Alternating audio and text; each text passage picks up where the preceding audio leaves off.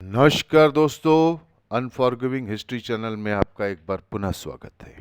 स्वाधीनता के समय अंग्रेजों के अत्याचार चरम बिंदु तक पहुंच गए थे और लगभग देश का हर इलाका ज्वालामुखी का मुहाना बन चुका था, जिसके कभी भी कहीं भी कब फट पड़े किसी को इसका इल्म नहीं था। ऐसे माहौल में अत्याचारी सिर्फ और सिर्फ दो ऑप्शन पर विचार करता है, या तो परिस्थिति को आंक कर फौरी सुलह, या फिर दमन का डोज डबल। तीसरा कोई भी मुफीद रास्ता उसे सुझाई नहीं देता है।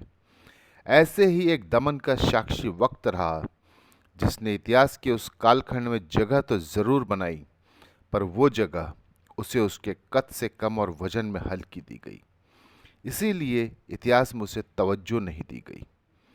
अगर आपको बंगाल के क्रांतिकारियों के नाम बताने को कहा जाए तो बमुश्किल नेताजी सुभाष चंद्र बोस, खुदीराम बोस और उन जैसे तीन चार नाम बस। क्यों कि इतिहास ने खुद बेईमानी की है।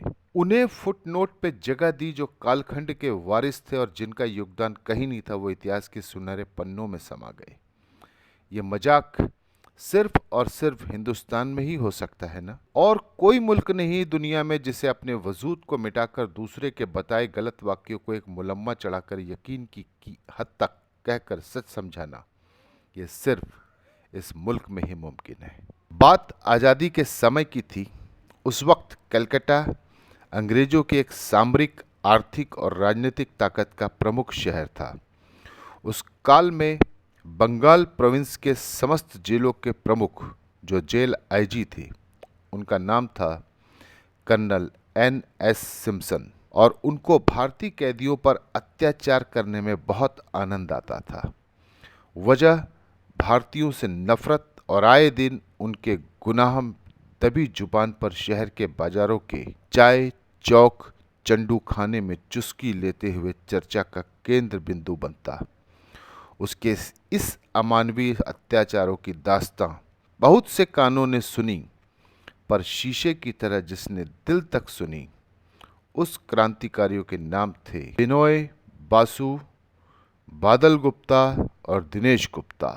शायद इन तीनों को बंगाल छोड़कर आज भी शेष हिंदुस्तान में कोई भी नहीं जानता होगा। मैं गलत नहीं कह रहा हूं, कोई भी नहीं जानता होगा इन्हें। तो सबसे पहले इनका परिचय ले ले कि ये कौन थे।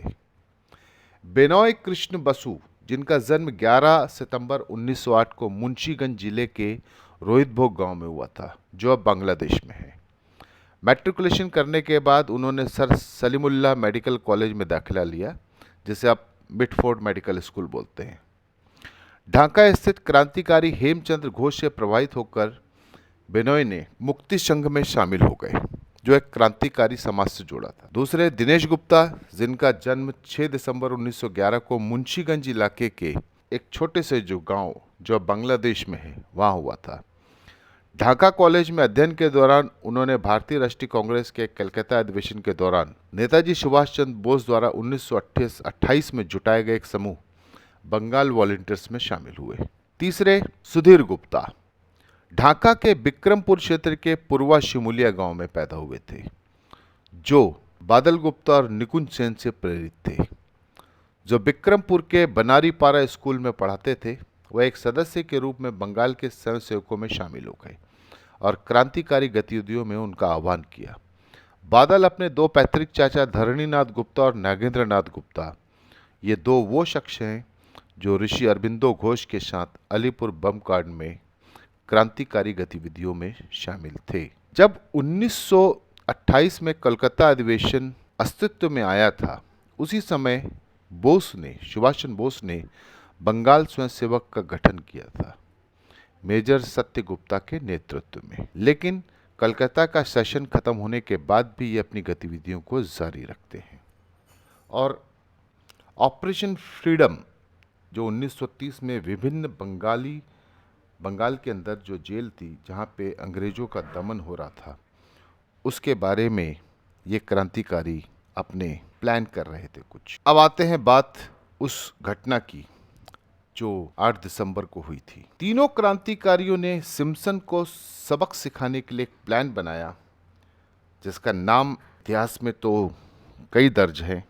अगर आप इसे ऑपरेशन राइटर कहें तो बहुत मुफीद होगा, क्योंकि कलकत्ता में स्थित राइटर बिल्डिंग सत्ता के केंद्र में था और तमाम अंग्रेज अफसरान उसी बिल्डिंग में अपने ऑफिस में बैठते थे।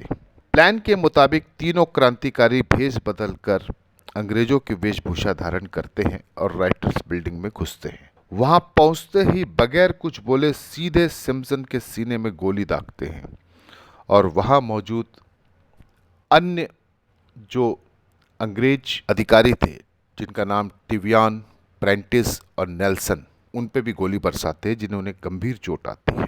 और काम पूरा करते हैं, जैसे बिल्डिंग से बाहर निकलते उसी वक्त बिल्डिंग के सुरक्षा कर्मियों, जो ब्रिटिश आर्मी में भारतीय सेना के जवान थे, उनके द्वारा पकड़ लिया जाता है। पकड़े जाने पर तत्काल बादल पोटेशियम साइनाइड का सेवन कर लेता है, जिससे उनकी मौत हो जाती है।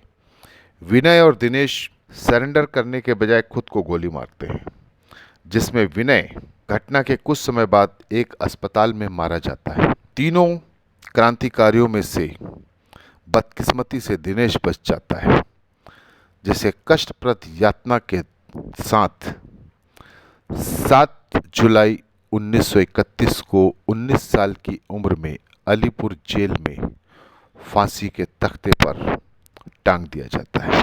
उनकी याद में बीबीडी बाग एक दर्ज है उसी शहर में। तो ये 3 क्रांतिकारी, जिनका नाम शायद आपने सुना हो, लेकिन पूरे भारतवर्ष में बिनोय, दिनेश और बादल, तीनों का नाम बहुत कम लोगों के नोटिस में है। तो यही है इतिहास के वो अनफॉरगेटन हीरो, जिनको रोशनी में लाना मैंने अपना कर्तव्य समझा है। उम्मीद करता हूँ आपको ये एपिसोड पसंद आया होगा। नमस्कार।